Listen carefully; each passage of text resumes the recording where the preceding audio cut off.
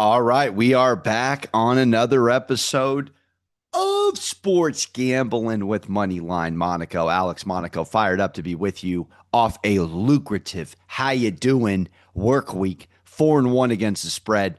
Don't forget to subscribe, rate, review. Goes a long way. We were absolutely dialed. And just a week that we knew we were going into some spots on the road, couple of road favorites. Just to quickly recap before we dive in: San Francisco minus 2.5 at the Giants. Sweat free. How about Denver getting a 1.5 at Houston, as we've already seen them play another game? And this is benefits to following me on Action Network.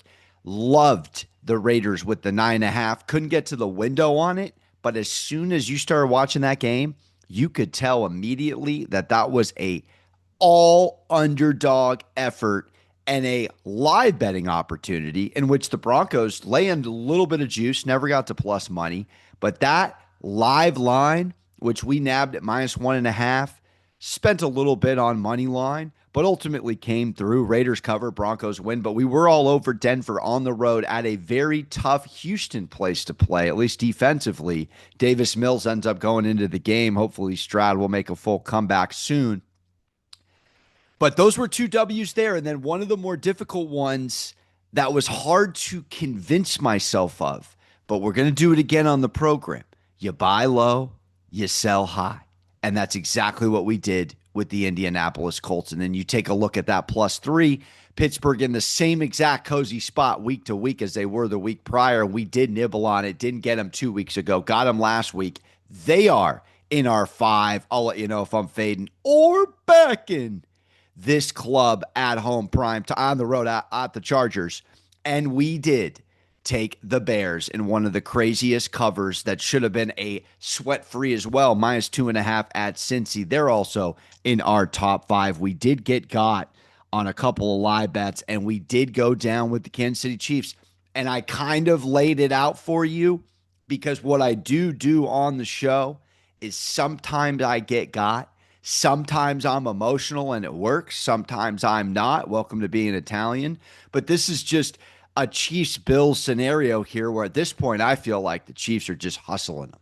I mean, hustling Buffalo. Let mediocre McDermott feel like he's going somewhere in life with the Bills in the playoffs and then smack him in the face when it comes to real adult football. I mean, 5-1 at home, 5-1 in the regular season, against the Chiefs, winless, 0-4 under the beer pong table in college for mediocre McDermott. It's hard to even conceptualize except for feeling like this is a Kansas City team. Not saying that they didn't want to get the win, ridiculous take, but on some level, like these dancing 2 times in a season games, often the team that loses first, and we might be walking into it because we are backing a divisional team that did win earlier this year. Just something to make mention of. Kansas City is somebody that's proven so much in December, January, and important games in this league. What they do in the regular season, I don't want to say it's irrelevant, but it means so much less than 4/5 of these teams that have to prove to us that they're serious about football. And before we dive in here, on the turn, this is a fascinating scenario in the National Football League where outside of just Philly at minus 2,000 and the Bucks, who don't have the division wrapped up but are still laying a ton of juice, and yes, Colts are on the inside track to win the division but still don't have it wrapped up. I'm telling you right now, yes, Buffalo's the chalk. Yes, Baltimore's the chalk.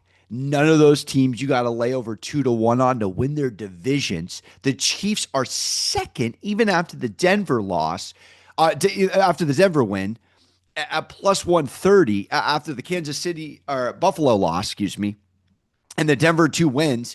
They're plus 130 to a plus 125 for Denver, depending where you shop.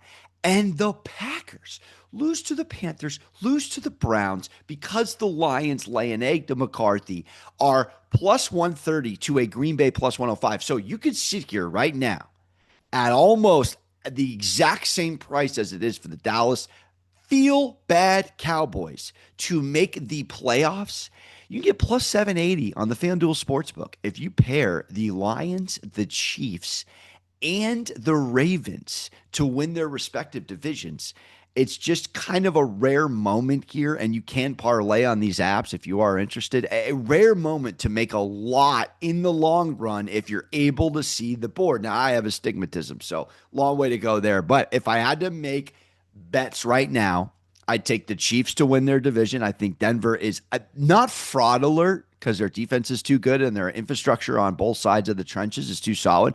Bo Nix is the greatest sold bag of mediocre goods I've ever seen. I mean, this guy looks horrendous 3/4 of football games and gets supported like he's got a group he goes to once a week to talk out his feelings.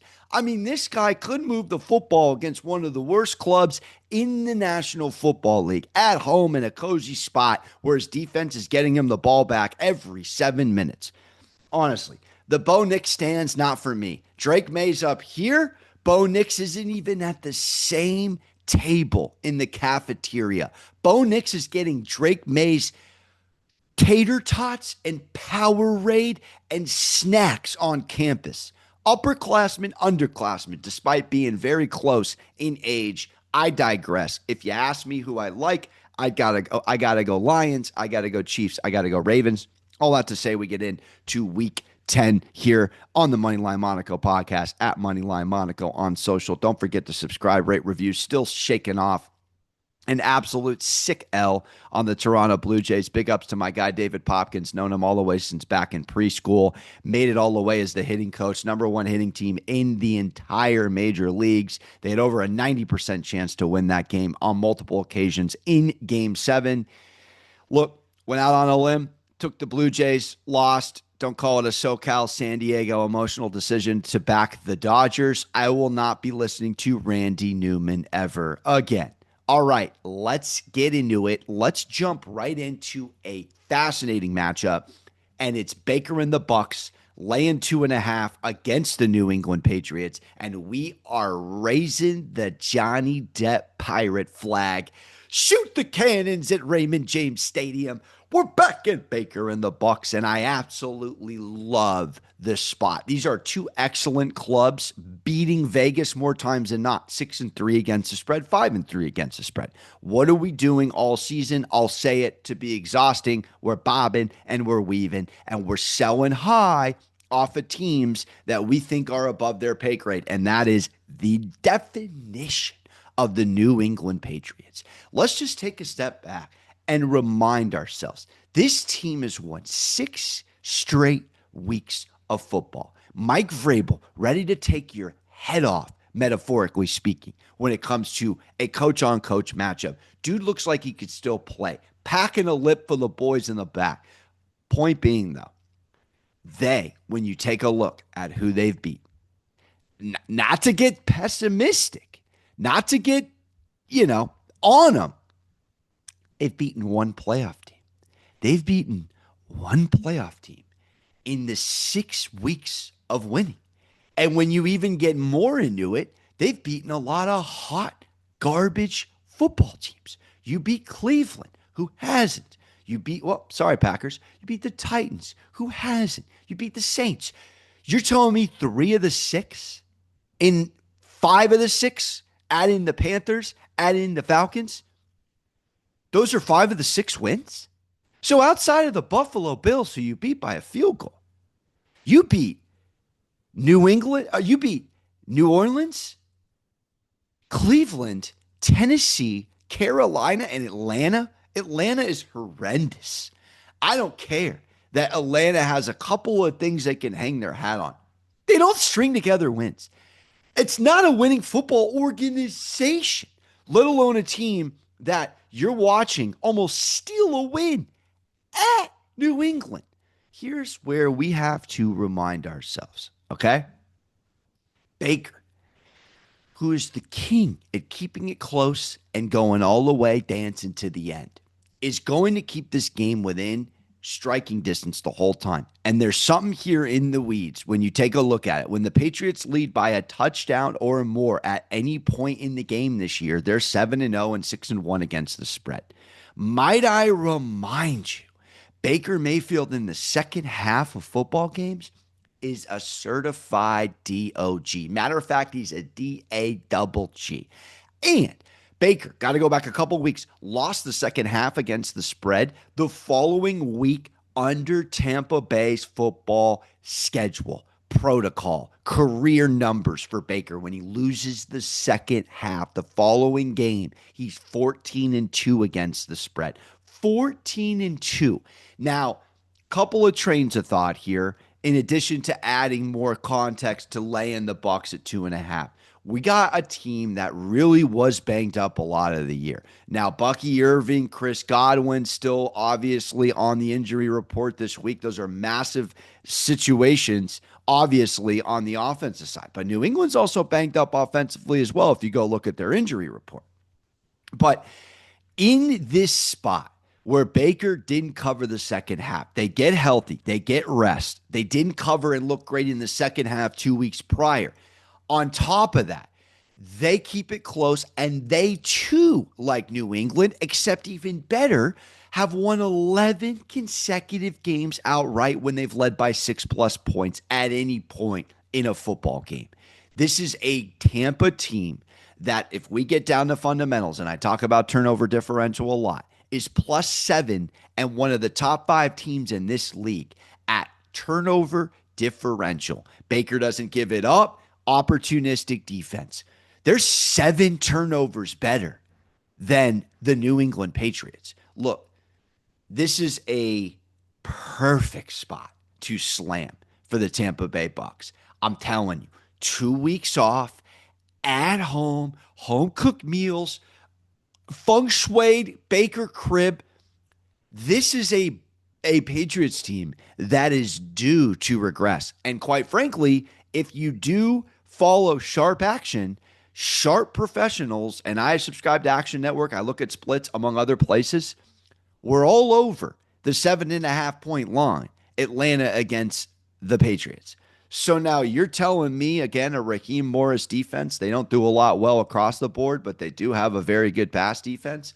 It almost steals a game against Drake May. And then Baker Mayfield, here we are, 2 weeks, they get to watch a divisional foe completely study the blueprint and then remind everybody that they're better fundamentally than the Patriots. I'm telling you right now, I could give you more sellable reasons to back the Bucs.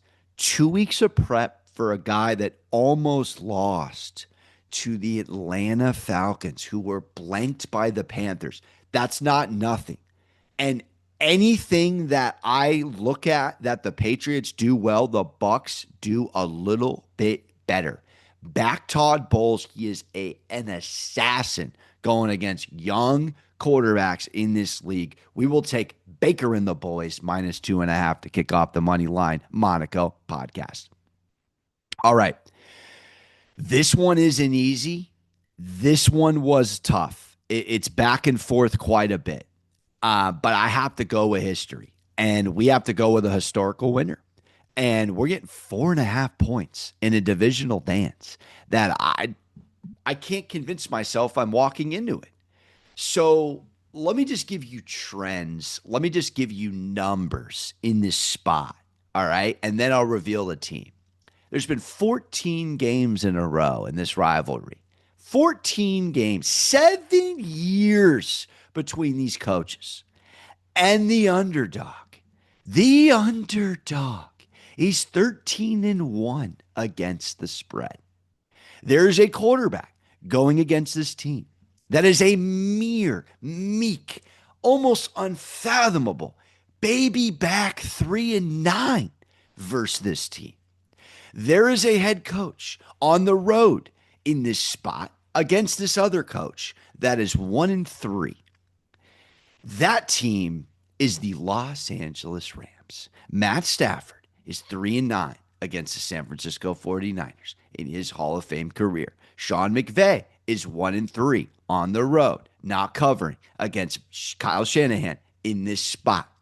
And the underdog is 13-1 against the spread in the last 7 years between these two. Now, I just spoke to you about turnover differential. We don't have that in our favor on a couple of these dances. So it's going to be tough to sit here and convince you I'm taking a -6 turnover differential team versus and fading a club that's +5.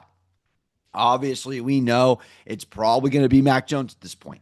This whole flirting with Purdy, this and that. At this point, I've told you there's moments, Mac, Purdy, does it matter? I'd say it matters in this spot a lot more. But if you go back to the Rams Niners box score, which was an 8.5 point road short work week Thursday night game, Mac Jones, and yes, Stafford had a good game, was very serviceable. I mean, the guy went for over 300 yards, 2 touchdowns in a game where McCaffrey didn't break 60. Now, they do, unlike last week, which I told you was a strength versus weakness spot, have a much better run D than the New York Football Giants. That goes without saying. But I'm not telling you that the Niners are going to win this game. They're going to cover. And also, if we do call it something, which is worth saying it out loud, if you look at who the Rams have played against in the last 3 weeks since the loss to the San Francisco 49ers, they went against Cooper Rush. I couldn't even tell you if it was Tyler what, if it was Spencer who for the New Orleans Saints, and they went against the bad luck, always stumbling into their own Schwitzfest, the Jacksonville Jaguars. So, yeah, all right, they went against Trevor Lawrence. But you go against two backup quarterbacks and Trevor Lawrence at home. And all of a sudden, we're sitting here and we're just going to assume this Rams defense is untouchable. Just to let you know, because the Rams have held teams to 10 points or less in 3 straight weeks. They'd be the first team since 2009 per Action Network. Since 2009, the Broncos, 09, flip phone era, iPhone 1 era, to allow 10 or fewer points in 4 straight games in a season. It ain't happening, Charlie. It ain't happening. I could go on and on and on. Look, there's banged up dudes on San Francisco on both sides of the football going on every single week in this league. It's never going to stop. They're just a banged up club this year. They actually might get a couple of pieces back. But you have to remind yourself, San Francisco has some of the best coaching staff and pieces to scheme up against anyone, any given Pacino Sunday. They've been banged up 6 ways since Sunday, and they're in playoff contention. And they're in January conversations. In fact, they're a top 10 points against defense. So as good as the Rams have been defensively, as good as Matthew Stafford has looked, they have beaten the teams in front of them. But to, again, sort of remind yourself, home divisional underdog, historic winner. I would have loved low-key in this spot if San Francisco had lost that game because, a 1-1 split seems a little more of what would happen and what we would hypothesize. I just have to do it. I mean, one cover in 7 years for the favorite, and now the favorite's on the road. I know, thank you. I will take Salah and the San Francisco 49ers to play smothering at-home defense, cover the number. And I'm not saying they win, but they're going to cover 4.5, Niners plus 4.5. All right, let's go to a really gross game. Really gross game. The Chicago Bears, who we had on the program, are continuing to impress and continuing to be at the top of some of these key statistical numbers that I often talk about on the program. Now, there is weather in this game. Chicago, I'm seeing there's going to be rain. It's going to be chilly. That could mean some wind popping in. Do we dare say some snow? We shall see. But what does that translate to? Running the football. What did I tell you last week when we laid the 2.5 at Cincy? It was the worst rush D known to the modern civilization. They were the worst rush D in the entire NFL. Well, guess who the second worst rush D is in the entire NFL? The New York Football Giants. And I really capped these games like a gentleman. And we are coming into this pick 2-0 on both of these teams. Faded the Giants, back the Bears. So I always talk about that. Are you coming to the poker table for this particular game to handicap? Settled, rooted, not tilted. Doesn't happen for your boy often as you see the haircut, but in all seriousness, this is again strength on weakness. Ben Johnson is already a better coach than Brian Daboll. Brian Daboll is reminding us, as I said last week, and this line did open at 3. It steamed to 4.5 for obvious reasons. In games of -3 to +3, field goal games or less, Daboll is now 1-9 against the spread since 2023. He doesn't cover and win close games. Now, this is 4.5, but you have to remind yourself this Giants defense is really pedestrian at best. And there's something worth mentioning that the Chicago Bears, to Caleb's credit, to Ben Johnson's credit, are the number one team in turnover differential in the NFL. They're plus 13. They're plus 13. They protect the rock, they turn the rock over. I told you the heart and soul, Scattaboo, courtside, how you feeling, MSG, was the heart and soul of this team. Jackson Dart may think he's the heart and soul of the team. No, no, no, no, no. Long way to go when you got Cam Scattaboo on your sidelines, all dog like he's straight out of Staten Island. There's no way the New York Football Giants, who have allowed 20-plus points in 10 straight road games, including 38 and 33, and we did walk into one of those, are going to show up and show out against a Bears team. In fact, the Giants, who've allowed 137 points in their last 4 road games combined, is the worst collection of New York Football Giants defense in a 4 road week outing since 2013. And how does Caleb fare against defenses allowing over 27 points per game? Your bad luck, New York Football Giants. He's 6-2 against the spread in these spots, covering at home on a 3-0 clip by an average margin of 14.3 points per game per Action Network. There is nothing for me to feel good about with the Giants. They're going to keep it close. They're going to keep, dude, they can't run the football. They have minimal weapons to throw.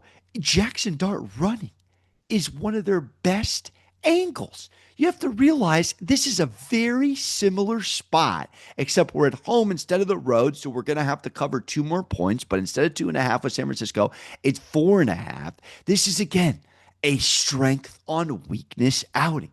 Chicago is second to Buffalo at 144 yards per ground game week to week. So you're the second best rush D going against the second worst rush D, and you're the number 1 turnover differential team in the league versus a team that's lost at Castaway Sea.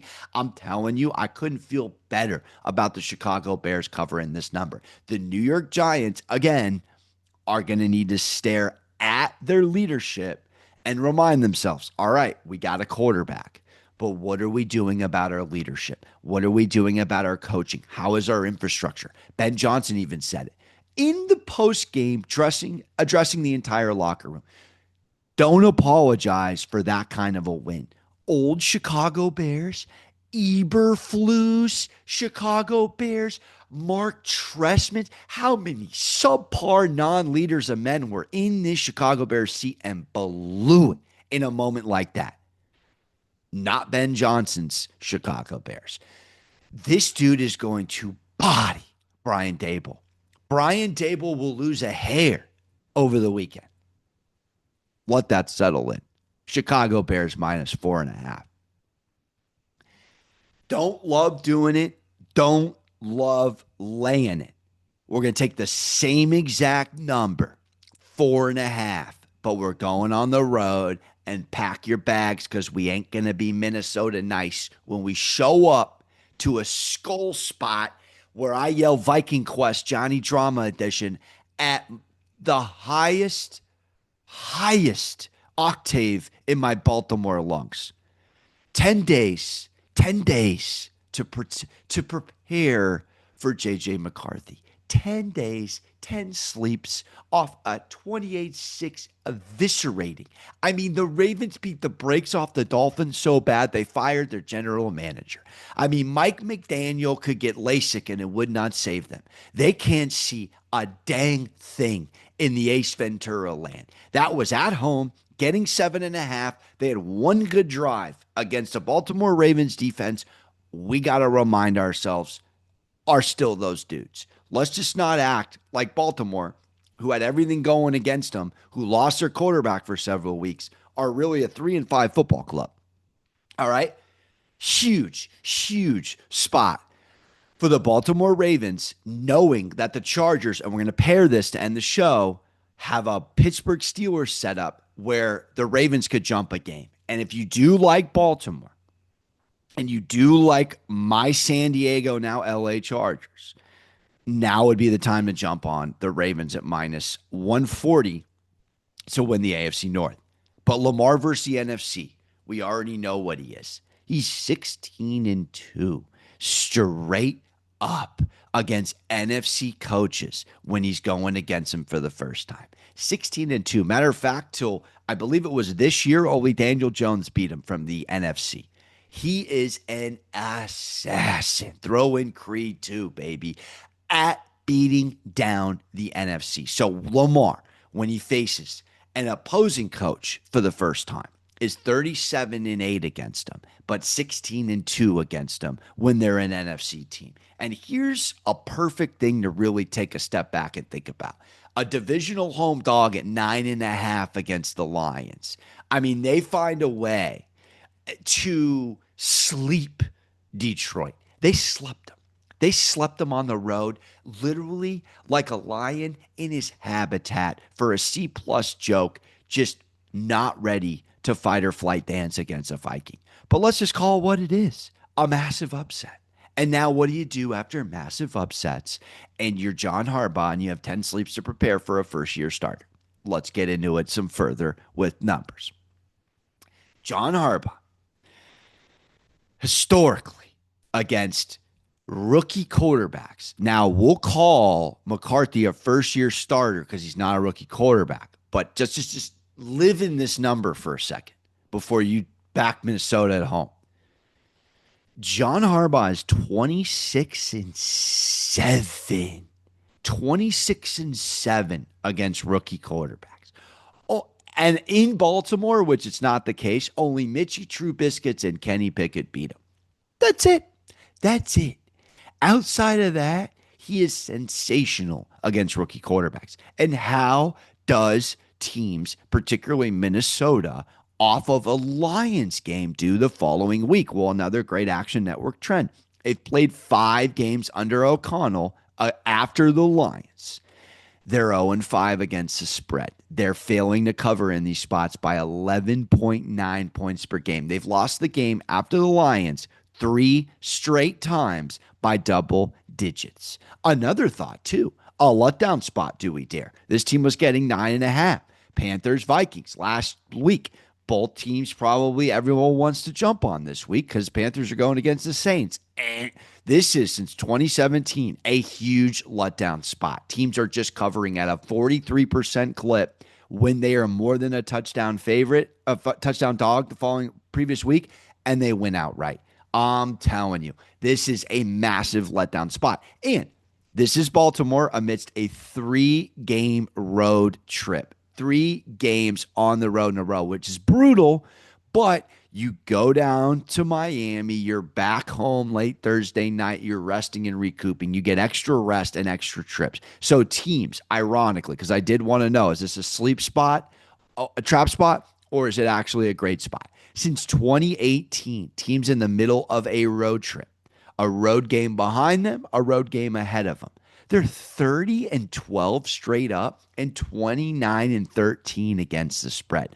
With those games, 29-13 to the under. So if this is a defensive chess match, it favors the Ravens on a lay in the 4.5 and on an under spot.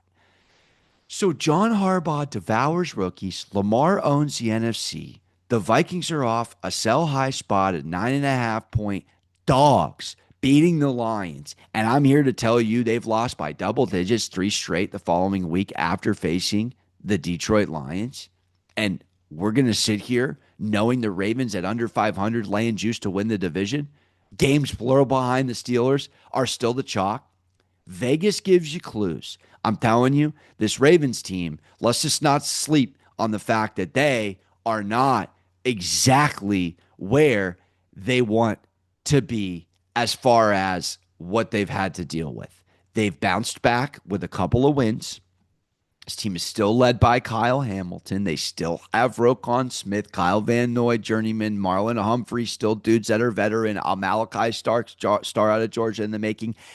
Look, Minnesota, great blitz packages, great Brian Flores scheme. He picks on younger quarterbacks. He picks on immobile quarterbacks.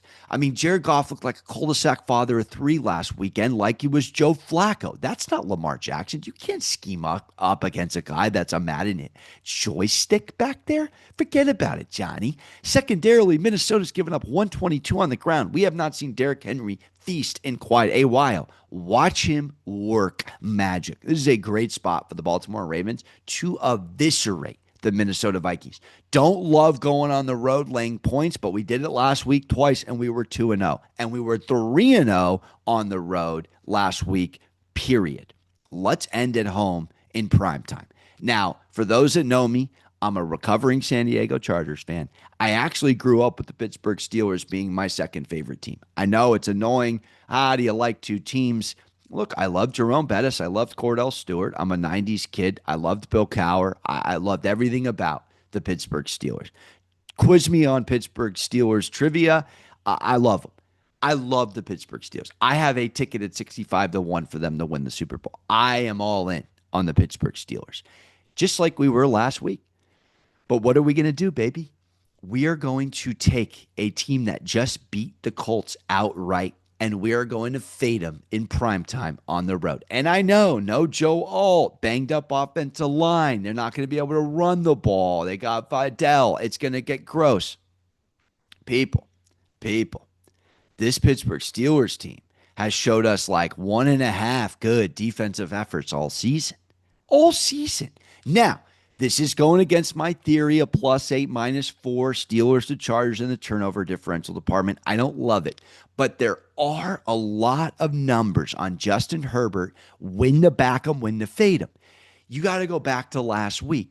They don't cover because they give up a special teams touchdown and a down and out pick 6 like you're going against your 8th grade cousin who plays just Madden. They're not going to do that because they don't have the luxury of doing that. You see it a lot in this town, in this league. You play down to your competition. Well, let's just talk about Herbert in this spot as a favorite on the money line in a night game, Sunday night primetime. As a favorite, he's 10-3 straight up. This is under a field goal. This is 2.5. As an underdog, he's 3-9 in the exact same spot. All right. Remember when I told you Houston was on the field for 70+ plays 2 weeks back? They're going to come up against the Broncos. It's going to be defense on defense, but we got to remind ourselves Denver's just a little bit better in a couple key categories. Was there a little bit of exhaustion with the idea that, how Houston and San Francisco played a few weeks back? Would that correlate to maybe a letdown spot for Houston? Well, obviously they go with Mills because of the hurt CJ Stroud moment. It ended up working out for us. But this again is a Pittsburgh Steelers defense that was on the field for 74 plays. Teams that are in the last 5 years playing on the road after 74 or more plays, not a good cover. 43% cover. Not good. Okay, let's dig a little deeper. I told you Daniel Jones didn't play against the Steelers very well in his 2 sample sizes. Well, this game last year, which went under, and I would absolutely lean under in this because it's Tomlin versus Harbaugh. A lot of stops for 3 and out. A lot of punts in this game. I absolutely co-sign on the under. But Daniel Jones was not good against the Pittsburgh Steelers. Meanwhile, Even though Justin Fields and the Pittsburgh Steelers beat the Chargers at home, this is a completely different instance. This is on turf. This is at the Chargers. This is prime time. This is not at Heinz Field in the middle of a workday on Sunday with terrible towels swinging in your face.